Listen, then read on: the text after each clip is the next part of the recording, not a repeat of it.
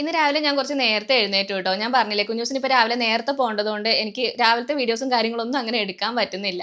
അപ്പോൾ ഇന്ന് കുറച്ച് നേരത്തെ എഴുന്നേറ്റുകൊണ്ട് തന്നെ കുറച്ച് സമയമുണ്ട് കേട്ടോ. അപ്പോൾ ഇന്ന് രാവിലത്തേക്ക് ചപ്പാത്തിയാണ് ഉണ്ടാക്കുന്നത്. ഇതാ എൻ്റെ ഗോതമ്പ് പൊടിയൊക്കെ തീർന്നിട്ടുണ്ട്.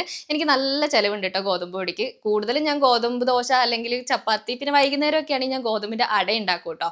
അപ്പോൾ 5 കിലോ വാങ്ങിച്ചാലും എനിക്കിവിടെ ഗോതമ്പ് പൊടി തികയാറില്ല. പിന്നെ ഞാനിങ്ങനെ തിളച്ച വെള്ളം ഒഴിച്ച് കുഴയ്ക്കുമ്പോൾ എന്നോട് കുറേ കമൻറ്റൊക്കെ കണ്ടിട്ടുണ്ടായിരുന്നു. തിളച്ച വെള്ളത്തിൽ എന്തിനാണ് കുഴയ്ക്കുന്നത്? തണുത്ത വെള്ളത്തിൽ കുഴച്ചാൽ പോരെ? തിളച്ച വെള്ളം ഒഴിക്കുമ്പോൾ ഇങ്ങനെ മാവ് വെന്ത് പോകില്ലേ എന്നൊക്കെ ചോദിച്ചിട്ടുണ്ടായിരുന്നു.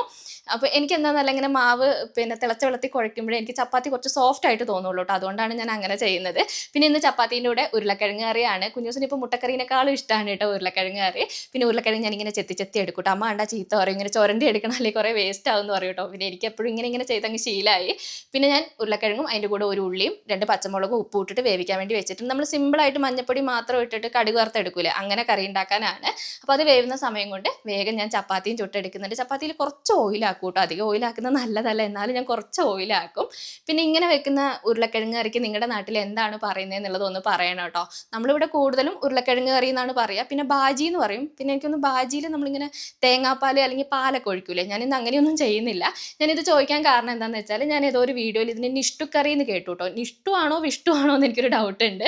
കുഞ്ഞൂസും ഇപ്പം നിഷ്ടു നിഷ്ടു എന്ന് പറഞ്ഞിട്ട് നടക്കും കേട്ടോ. അപ്പോൾ എനിക്കത് കേട്ടപ്പോൾ ഒരു കൗതുകം. ഞാൻ ആദ്യമായിട്ടാണ് കേട്ടോ അങ്ങനെ ഒരു പേര് കേൾക്കുന്നത്. അപ്പോൾ നിങ്ങളുടെ നാട്ടിൽ നമ്മൾ ഇങ്ങനെ ഉണ്ടാക്കുന്ന ഉരുളക്കിഴങ്ങ് കറിക്ക് എന്താണ് പറയുക എന്നുള്ളത് ഒന്ന് പറയണം കേട്ടോ. പിന്നെ കുഞ്ഞൂസിന് വേഗം ഫുഡ് കൊടുത്തു. അതിൻ്റെ കൂട്ടത്തിൽ ഞാനും കഴിച്ചിട്ടുണ്ട്. പിന്നെ ഒരു ഓട്ടപ്പാച്ചിലാണ്, സമയം പോയിട്ടുണ്ട്. കുഞ്ഞൂസിനെ പറഞ്ഞു വിടാനുള്ള തിരക്കിലാണ്. ടാറ്റാ.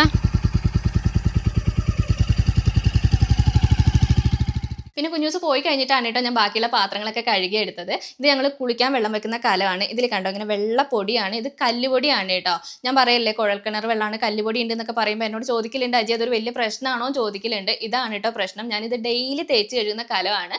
ഒരു ദിവസം നമ്മൾ വെള്ളം വെച്ച് കഴിഞ്ഞാൽ അടുത്ത ദിവസം ഇതായിരിക്കും അവസ്ഥ. പിന്നെ വെള്ളത്തിൻ്റെ മേലെ ഇങ്ങനെ ചൂടാക്കി കഴിയുമ്പോൾ ഇങ്ങനെ വെള്ള പൊടിയായിട്ട് ഇങ്ങനെ പാറി നിൽക്കും കേട്ടോ. പിന്നെ നമ്മൾ കുടിക്കാനായിട്ട് ഫിൽറ്റർ ചെയ്ത വെള്ളമാണ് ഉപയോഗിക്കുന്നത്. അപ്പോൾ അടുക്കളയൊക്കെ ഒന്ന് ക്ലീൻ ചെയ്ത് എടുത്തിട്ടുണ്ട്. അടുക്കള ക്ലീൻ ചെയ്യുന്നതിൽ എനിക്ക് എല്ലാ പണിയും കഴിഞ്ഞ് നമ്മുടെ സിങ്ക് ഉണ്ടല്ലോ, ഇങ്ങനെ വെള്ളം കാണുന്നത് എനിക്ക് ഒട്ടും ഇഷ്ടമല്ല കേട്ടോ. ഞാനത് തുടച്ച് വൃത്തിയാക്കി എടുക്കും.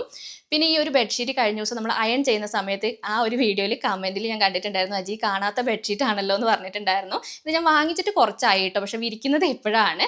വെൽവെറ്റിൻ്റെ ബെഡ്ഷീറ്റാണ്, കാണാൻ നല്ല ഭംഗിയുണ്ട്, ഒരു റോയൽ ലുക്കൊക്കെ ഉണ്ട്, നല്ല ക്വാളിറ്റി ഉണ്ട്. പിന്നെ വെൽവെറ്റിൻ്റെ ആയതുകൊണ്ട് ചൂടുണ്ടാവുമോ എന്നുള്ളൊരു ഡൗട്ട് ഉണ്ടായിരുന്നു. പക്ഷെ അങ്ങനത്തെ പ്രശ്നങ്ങളും കാര്യങ്ങളൊന്നും ഇല്ല കേട്ടോ. എന്തായാലും നല്ല ഭംഗിയുണ്ട് ബെഡ്ഷീറ്റ് കാണാനായിട്ട്. നിങ്ങൾക്ക് ലിങ്ക് വേണമെന്നുണ്ടെങ്കിൽ ടാഗ് ചെയ്ത് കൊടുക്കാം. ഇനി ഇന്നത്തെ മെയിൻ പണി എന്താണെന്ന് വെച്ചാൽ ജനലിൻ്റെ ഗ്ലാസ് ഒക്കെ ഒന്ന് തുടച്ച് വൃത്തിയാക്കി എടുക്കണം കേട്ടോ. നമ്മുടെ മുറ്റത്ത് ഇപ്പം മണ്ണായതുകൊണ്ട് തന്നെ ഒരു കാറ്റടിച്ചാൽ പൊടി മൊത്തം ജനലിലേക്കാണ്. അപ്പോൾ ഈ ഗ്ലാസ് ക്ലീനർ കുഴപ്പമില്ല കേട്ടോ. ഇതുകൊണ്ട് വൃത്തിയാക്കുകയാണെങ്കിൽ ഗ്ലാസ് ഒക്കെ ഒന്ന് ക്ലിയർ ആയിട്ട് പെട്ടെന്ന് വൃത്തിയായിട്ട് കിട്ടും കേട്ടോ. പിന്നെ ഫ്രണ്ടിൽ നിൽക്കാൻ പറ്റില്ല, നല്ല വെയിലാണ്, അതുകൊണ്ട് സൈഡിലെ ജനലുകളൊക്കെ ഒന്ന് വൃത്തിയാക്കി എടുക്കണം. അപ്പോൾ ഇന്നത്തെ വീഡിയോ ഇത്രയുള്ളൂ. അടുത്ത വീഡിയോയിൽ കാണാം കേട്ടോ.